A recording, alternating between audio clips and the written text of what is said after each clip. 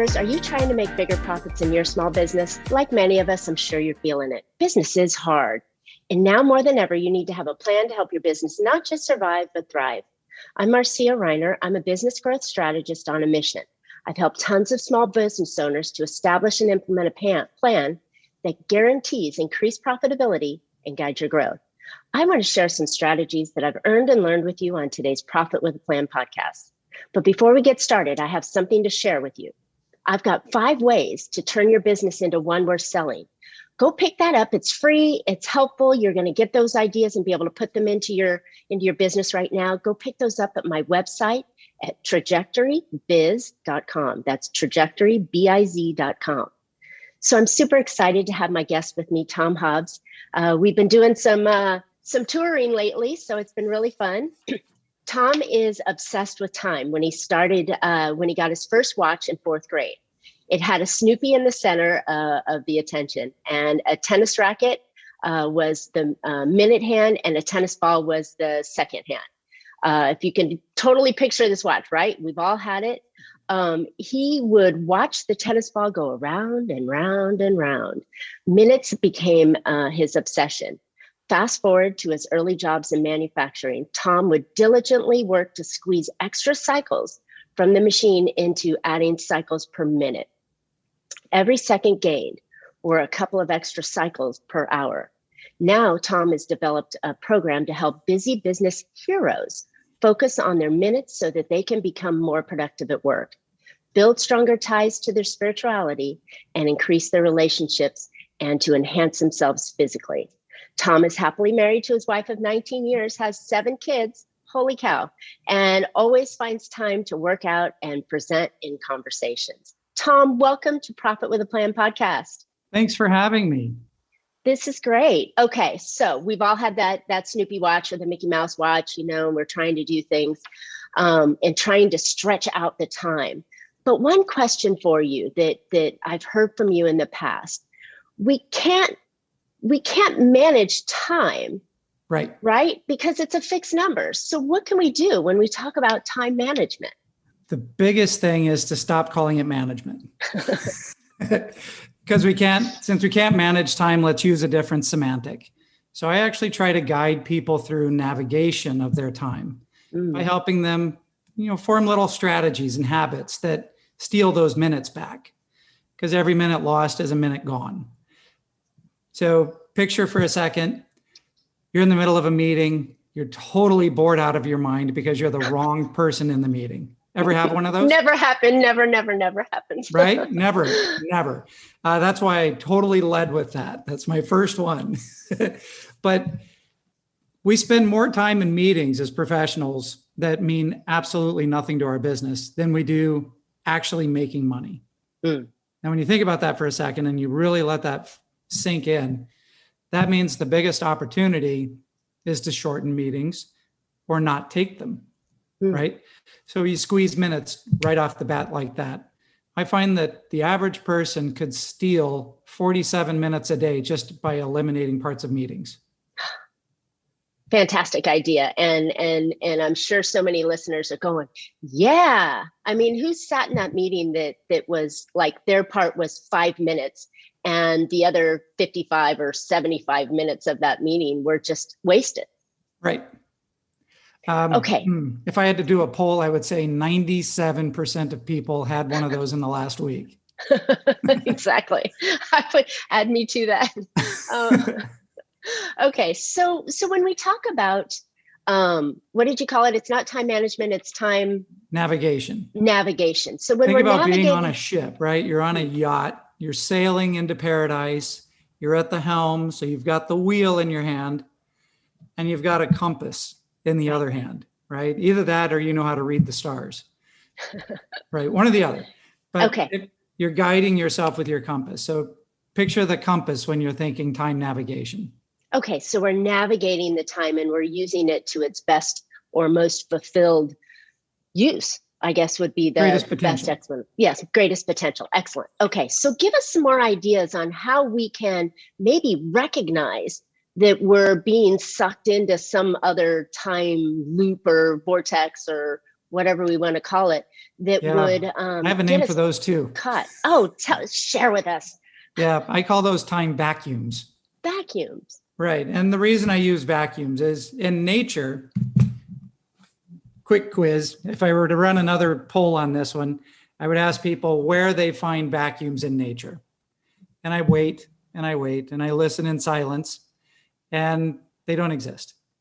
I'll hear people say not at all. I'll hear people say space. Yeah. Right? Space is a vacuum, but we theorize that space is a vacuum. We don't know that space is a vacuum. We haven't actually touched that part. So we've been to space, but we've only been so far. Okay. But I'm not going into quantum physics today because a lot of people would get mad at me because it's not my lane, right? Good. So let's pull back from that. So let's think about on Earth, where Mother Nature resides. Waterfalls are going in a direction. Water spouts go in a direction. Hurricanes go in a direction. You can drop pressure in a hurricane, but it really doesn't create a vacuum. It creates a force that's being driven in a circular motion that'll draw you up, but you're still being drawn up through velocity. You're not being drawn up through vacuum. So we create vacuums as humans. We have vacuum cleaners, but we also have these time vacuums where we'll go onto social media, for instance, and next thing you know, 20 minutes goes by and you know what's going on with all your friends, but you missed, let's go back to the meeting. You missed everything that was just talked about in the meeting because you're checked out. Right? So true. So it's easy to get sucked into these different things. So I have self-inflicted time vacuums, which are the ones that we do to ourselves. But then there's the external forces. You're in an office setting and somebody drops in to talk to you about their neighbor who did something stupid over the night, like put out these really big spotlights that kept them up all night and they're mad about it, right? 5 minutes goes by, time vacuum, gone. Somebody else drops by to talk about the football game over the last week, or the soccer match that happened on Sunday. And God, I'm as good as everybody else. I love talking about that stuff. But once those minutes are gone, they're gone. You can't get them back. You can't recover them. So I'm trying to get people to be really intentional about how they're using their time by noting them. So I have this journal page. I'm going to just flash it on the screen real quick. This is a copywritten thing, so don't take it. It's mine. Yeah. No, but that's super detailed. Right. But it's super detailed, but it's got this section on it that says, where are my distractions coming from? And I want people to just tick them, right? These are tick marks. That takes you how long? I'll show you. A second. Pen in hand. I'm going to say I got a notification. Boom, I have a tick, right? But then if there's somebody that dropped by, say Jim dropped by and he was talking about the game and we talked for 10 minutes. Then down at the bottom of the page under time vacuum, I'm going to write Jim 10 minutes. And then at the end of the day, I'm going to look at that and say, wow, I had 75 time vacuum minutes wasted today. Jeez. Right? So if you think about it from that standpoint, now you've got a number, right? If you have a number, then you can do something about it. Because if you measure it, you can manage it, right? That's what all the gurus say. I actually it is so true, though. It is really true, because you can't get anywhere until you know where you are and where you want to go and what are the parts that you have in between, whatever that function is. Well, use Google Maps. Yeah. Take Google Maps, for instance. If I want to go somewhere, I'm going to pop open Google Maps. What's the first thing it's going to tell me? Where are you? Or where do you want to go? Yep. And then it's going to ask me where I want to go. Mm-hmm. So now I can map a course to get to where I want to go. And it's going to ask me a series of questions. Do I want to take highways? Do I want to walk? Do I want to ride a bicycle? Do I want to take toll roads? Right. There's all these other factors that play into how long it takes to get somewhere. And that's why time navigation is such an important tool. I love it. I love it. It's you're really putting a different focus on what it is that you're doing during the day, because we are all busy business owners that are trapped in our business. And yeah, I would say trapped, we're trying to wear 8 different hats. We're chasing clients and putting out fires and trying to grow and expand. We're doing all this stuff. But yet we don't necessarily look down and say, what exactly did I do? And what were the time vacuums that got in my way? Right. So the the learned and earned it part of this one for me was I've read thousands of hours of books, right? I never used to enjoy reading. Go back to the Snoopy Watch days. I was comic books, Bazooka Joe comics. Those were my favorite because they were like this big. I would read the Cliff Notes version of a book just because I didn't want to read the book.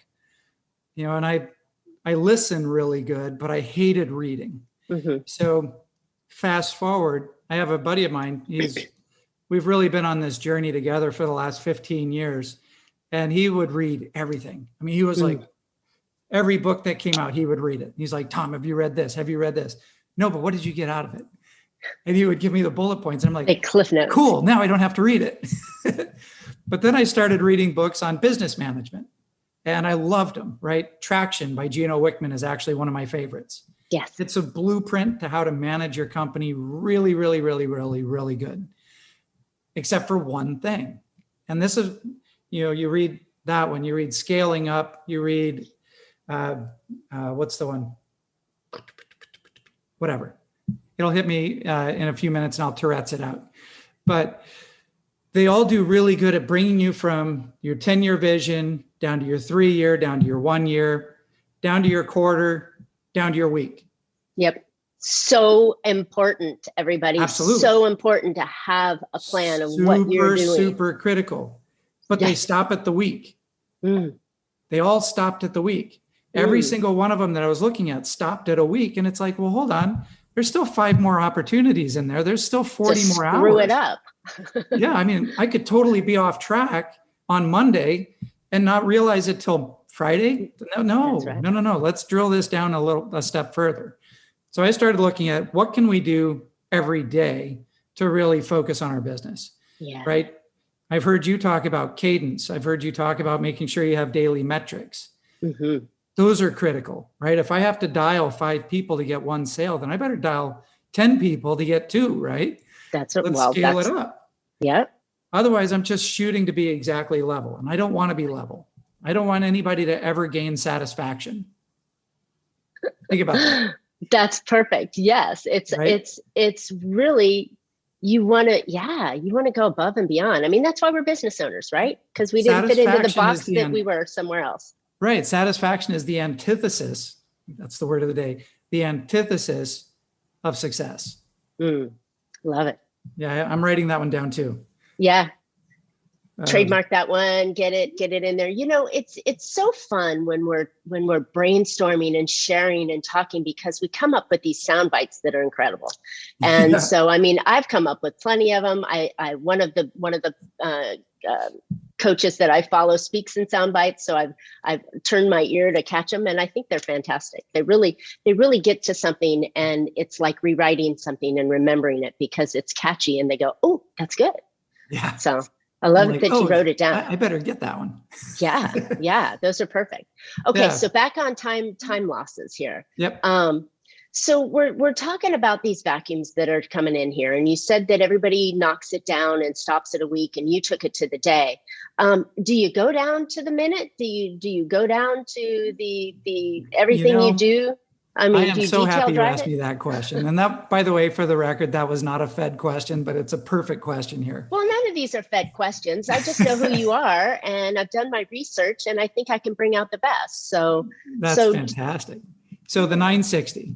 So when I first came to the 960 concept, science tells us we're supposed to sleep for how long? 8 hours. 8 hours, right? So these need 8 hours. So we all have a different metric on that, but let's go with 8, right? Because science says 8, so we'll use that as the baseline. So there's 24 hours in a day, and I love numbers, by the way. So math is one of my favorite languages. Good. So 24 minus 8 is 16, right? Well, 16 times 60 is 960. So when I first started this branding concept, these were literally 960. That's how it was branded out. Okay. And I'm looking at it and I'm talking to people. I'm testing it off of a bunch of people in my sphere. And 20% of them were turned off by the fact that I was coming at them with 960 opportunities a day. Okay. That's where I was like 960. Okay. Where did it correlate? We said 16 times. Okay. Got it. Right. I'm with you. 960 opportunities. And they were like, Oh, no, no, no, no, no, no, no. That's overwhelming. I can't do that. That's too much. And I said, okay, all right. I'm hearing you. I'm compassionate. I'm wanting to dive into this a little deeper. What if it looked like this?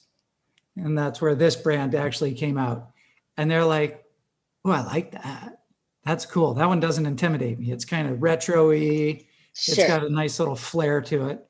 And I'm like, okay, but it doesn't fit with what I'm trying to do. So let me think about that. So then I was like, okay, well, I could do 9 60-minute concepts that people could then learn from. And I'm like, okay, but that means I have to talk for 960 minutes. And I like to get straight to the point. So now I have to be verbose, which takes me out of my lane. So let's not do that, but let's keep the brand. So let's spin it a little bit. So it's still 960 opportunities, by the way.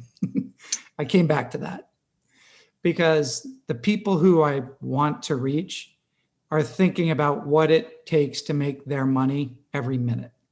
So absolutely. If you're making, say, $200,000 a year, and this is going to be rough math, I'm not going to be exact. Sure. But okay, let's make it exact math. So if you're making $208,000 a year and you have 2080 working hours, which most entrepreneurs have like way more than that.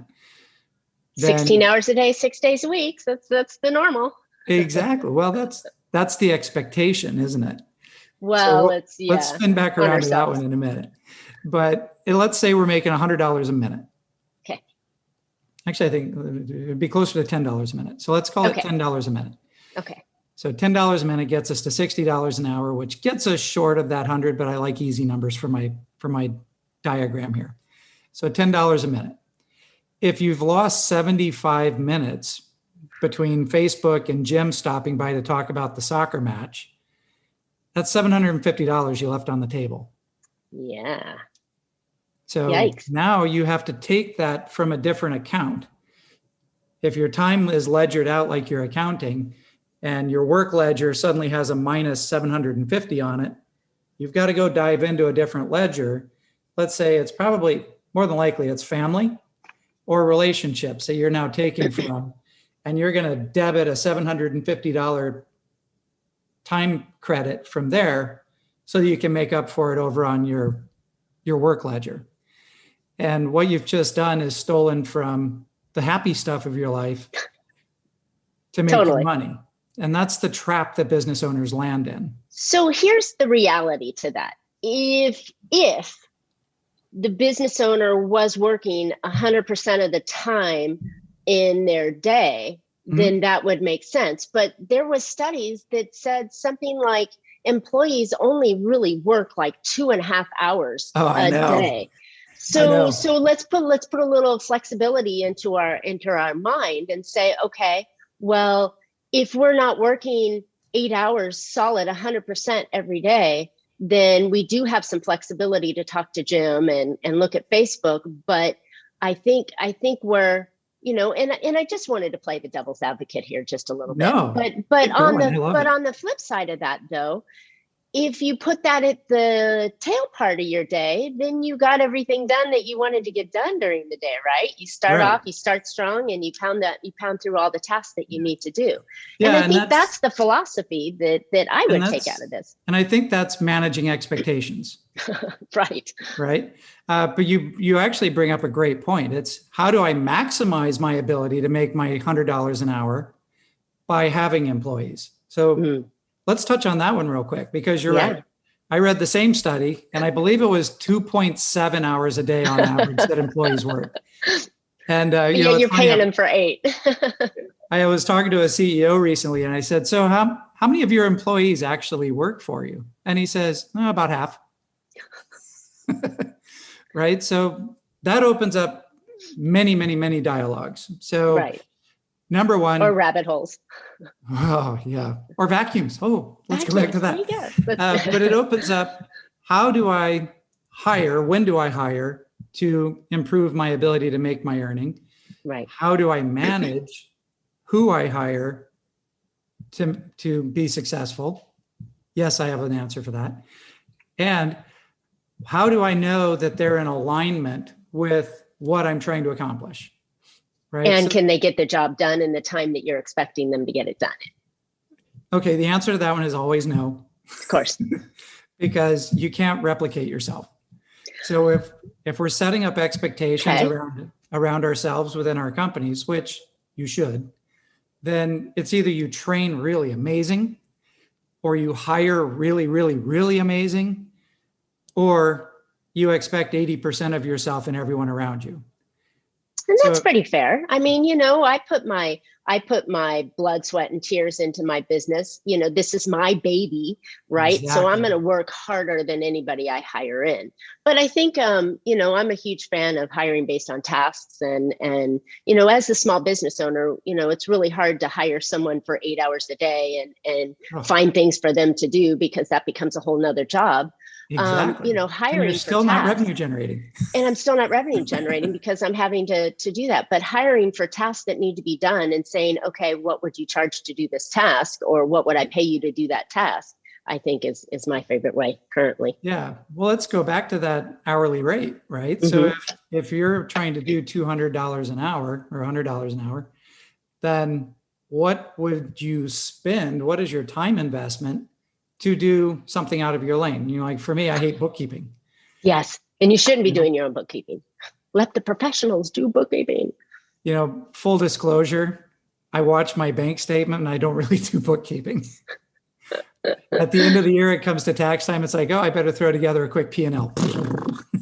Right. And you missed opportunities on that. Oh, are you kidding? Just a few. Totally. Just a few.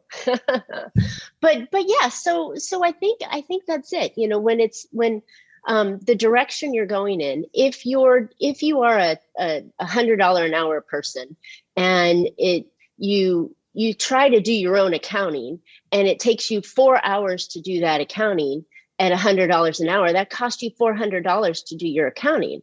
But if you paid somebody $200 an hour to do the accounting and they got it done in 1 hour, you actually saved, or less, preferably, or most likely, but you saved yourself the $200, and more realistically, you were able to generate income, because doing accounting is not generating income. And nope. you have to set that priority on your business. And that's my worst thing, that I'm a super creative. So I'm always going down lanes I shouldn't be going down. But if you don't have that target of, is this going to bring me money? Is this going to increase the profits? Then you shouldn't be doing it. Yep. And I like to have people think about that from, I'm in my primary income position or I'm not. Right. And I have an app that I have people measure their time with. And it's across 10 categories, ranging from making money to working on my spirituality and everything in between. You know, from journaling to being with your family to working out to life balance, personal and professional development. People don't realize it, but there's a value to that. Oh, tremendous value. Right. And then we didn't stop our education in college or high school or whatever, or, you know, professional school that we ended up in. It's an everyday thing. Yeah. And, you know, it's easy to get mired by knowledge travel, but that's another time vacuum. We might need a whole section just on that. Right. But with that said, the app actually gives you a score every day of how well you did against what your targets were. So it's actually, I believe it's the only numerical representation of your success in a time tracking app on the market. Oh, nice. Is that your own app or is that someone else's app that you just My use? own app is under development. Cool. But I have an app that I'm using in the interim that's actually by the same company that's building out the new one. Awesome. So white labeling is a great tool. I love white labeling. That's where you take your own brand and put it on someone else's work. And, you know, it's another income stream for you. I'm always looking at streams that you can have on there. As long as the streams are related. Yeah. So let's talk one more brief piece here before we wrap up here. And I want to we talked about all the problems that we have with time and how time gets in our way and the vacuums suck us down and all the things that we shouldn't be doing. could we flip that around? Is there something that we can do that's positive that we can Absolutely. add to our calendar right now, or our thought processes? Yeah, I think the number one thing is changing the thought processes, right? Managing yourself is the number one thing. I mean, that's the whole point of the program, right? If I manage expectations of myself, I can then manage expectations of those around me. I think the number one thing that gets the busy business heroes is somebody calls and we want to get their sale, right? So we drop everything and we pick up that call and we take it and we talk to them. And 45 minutes later, we go back to what we were doing. Right? Yep. But what if we took the call and said, hey, Jim, I would love to talk to you about this. Can I call you back at 3:00 this afternoon? Does that work into your schedule? And then we dedicate 60 minutes to talk to them in a business development mindset. And we go back to completing the task that we were trying to make money with when Jim called. Yes, I know people forget about that because they're hungry and they're like, there's a client. I have to drop everything for the client. I'm just as guilty as the next guy. Oh, totally. We all are. But the funny thing, I don't remember who it was, and I have to look it up because I've been quoting him lately.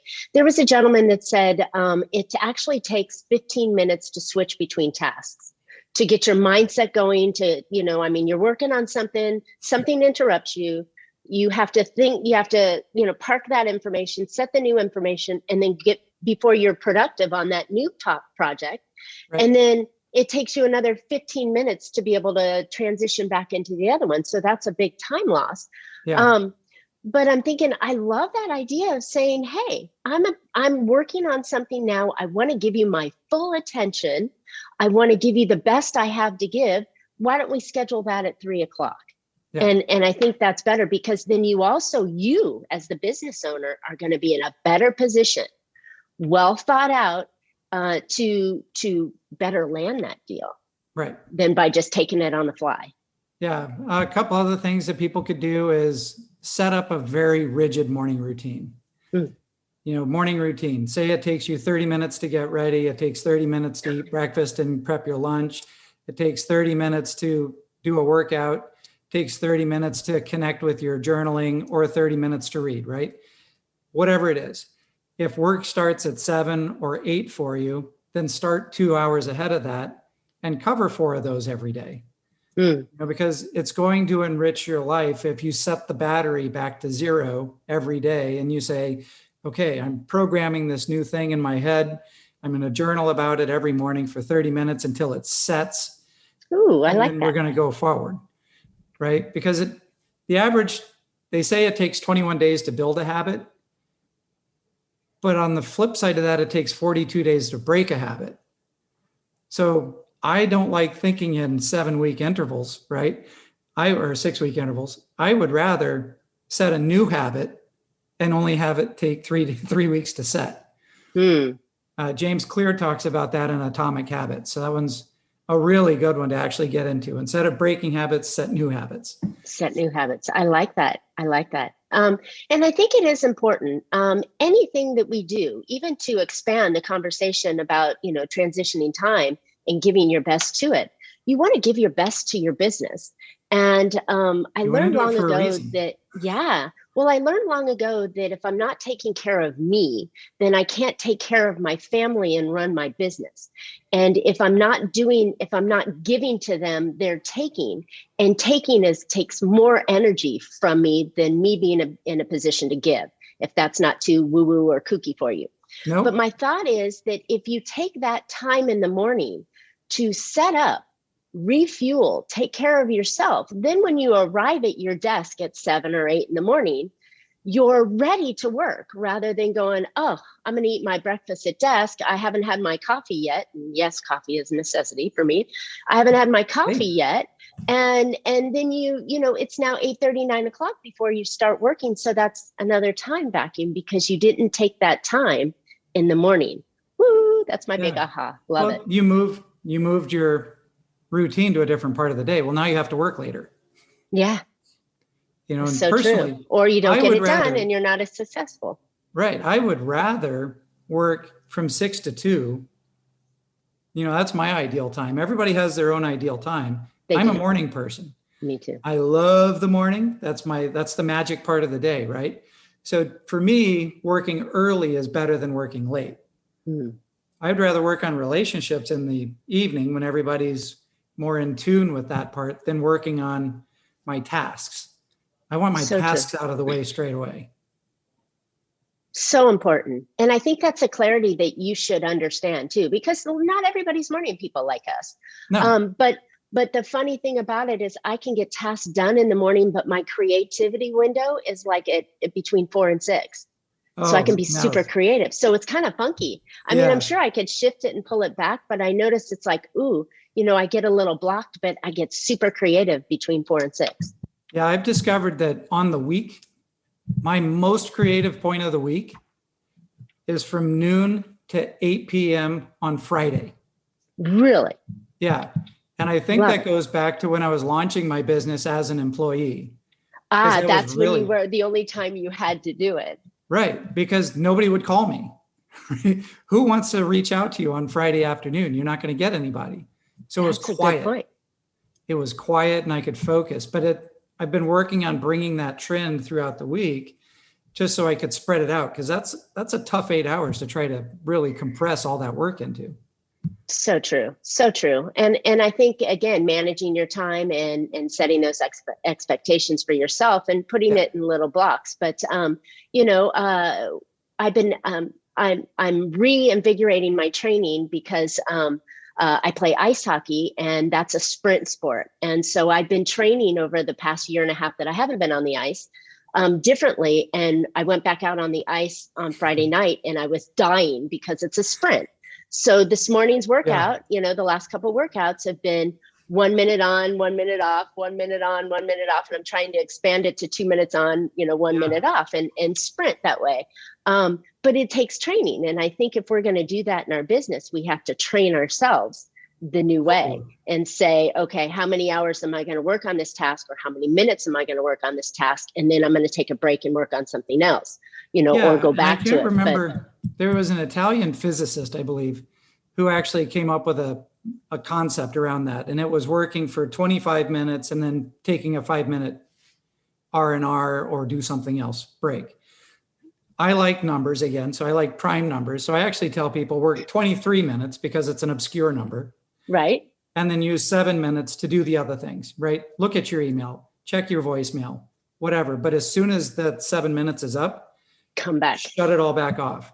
I was asked once, what's the easiest way I could get more done? And I said, take every single distraction or notification out of that thing and shut them off. I had to do that on mine too recently. So I'm in sleep mode all the time because it'd be ding, ding, ding. And I chase squirrels constantly. So if something ding popped up. Yeah.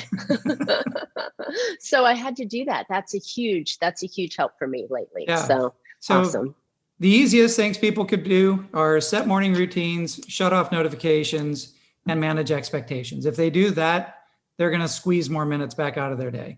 I love it. And be intentional, right? Have that piece on there, because you have to do things. You have to set the plan out. Yep. What do I have to get done today that's going to move my business forward to the next level, and then focus on it, get it done, and then move on to the next task. And I think that's the piece that so many of us are missing, because we're in constant reaction mode. The phone rings, the staff comes in, this problem happened, that happened. I'm a squirrel, bing, something pops up and I chase that. And those total distractions are awful. It's funny enough. I love squirrels. Funny enough, I actually have a squirrel because that's great. I got it from a speaker years ago, but I think it's hilarious because I'm constantly chasing them, and I have to tell myself to stop. My coach goes, "Where's your squirrel, Marcia? You're going down the wrong path again." I'm like, "Okay, that's awesome. I got it." Yeah. It's funny you mentioned that. Training, coaches, getting help. That's one thing business owners don't do well. Right. So I'm actually bringing the 960 to market starting in the first Monday of August with a 21-day momentum challenge. Excellent. Perfect timing. And it's a 21-point sprint to get people the foundation to start working on their growth from. I'm going to cover everything from setting goals to email management to the 3 different phases of time vacuums and take it all the way through 21 days of training with activities. I love it. And then that'll lead into ongoing deeper dives after that. Perfect. Well, this was perfect timing because I was going to ask where can listeners find out more about you, but you keyed that up. And that's a perfect thing. I would love to hear more about it. Where can listeners find that program, the 21-day sprint? So the 21-day sprint, if they go to my site, hobbssolutions.com, there'll be a small block under that. That'll take them to more information. Awesome. And then, it's not going to be a huge time commitment, right? It's going to be in little chunks that we can do on a daily basis, right? I'm going to do a Facebook Live every morning at 9 a.m.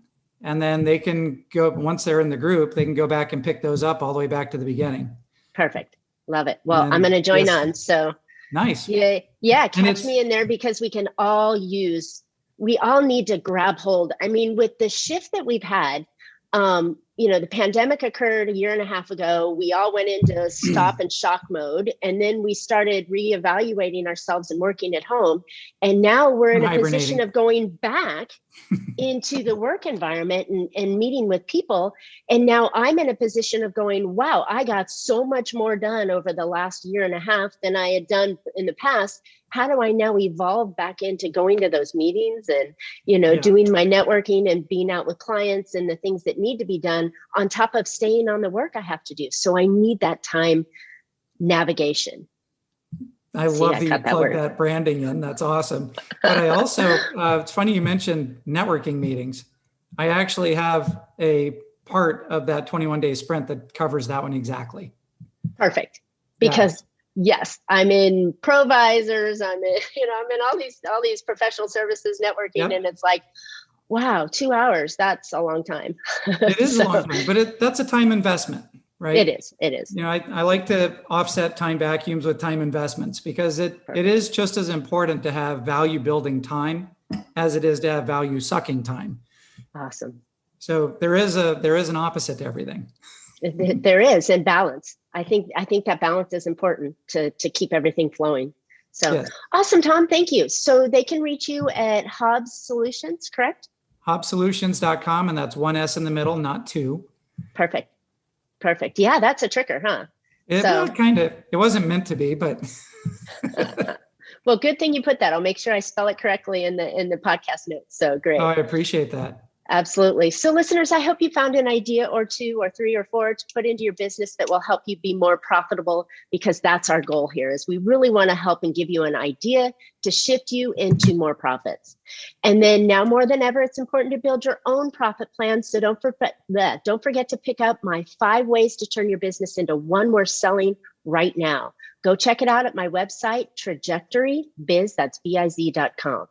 And Tom and I would love to hear your questions, feedback, comments. Just hit us up and subscribe. Boy, my mouse stopped working. Subscribe on today's podcast so you can hear about it. We can hear your comments, and then you can hear also about next week's show. So as always, you can catch Profit with a Plan on any of your favorite podcast players. We're looking forward to more great profitable information on next week's show. So until then, make your plans and profit with them. Thanks, Tom. Thank you.